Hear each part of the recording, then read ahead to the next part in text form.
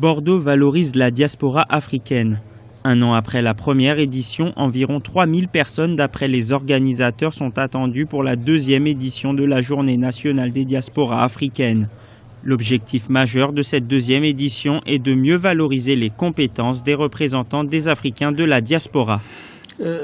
L'ambition est d'abord d'être en écho avec cette préoccupation des pays africains qui, dans le cadre du cinquantenaire de l'Union africaine, ont souhaité faire de la diaspora un État supplémentaire dans le cadre de l'organisation panafricaine. Il s'agissait donc pour cette diaspora qui vit son africanité en dehors du continent de prendre ses responsabilités et de mettre à disposition son potentiel et ses compétences, son expertise, à la disposition non seulement du pays d'accueil, qui est la France, ou du continent d'accueil, qui est l'Europe, mais également du continent africain et de ses pays. Cet événement sera marqué par la communion de l'Afrique avec les autres communautés vivant loin de leur terre d'origine.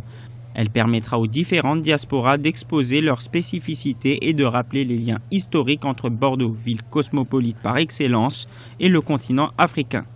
Je pense que quand on voit aujourd'hui l'enthousiasme qui entoure cette deuxième édition, on se dit, on avait bien fait, et Alain Juppé notamment avait bien fait aussi de porter politiquement cette ambition, qui est effectivement une ambition partagée par l'ensemble des acteurs économiques, universitaires, etc.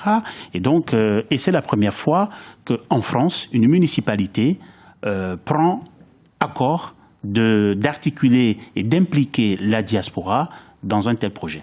Hormis les expositions et autres animations qui attireront l'attention des visiteurs, la Cité des diasporas sera également un lieu de rencontre et d'échange entre les acteurs engagés dans la relation entre Bordeaux, la France et l'Afrique, avec en toile de fond un devoir de mémoire.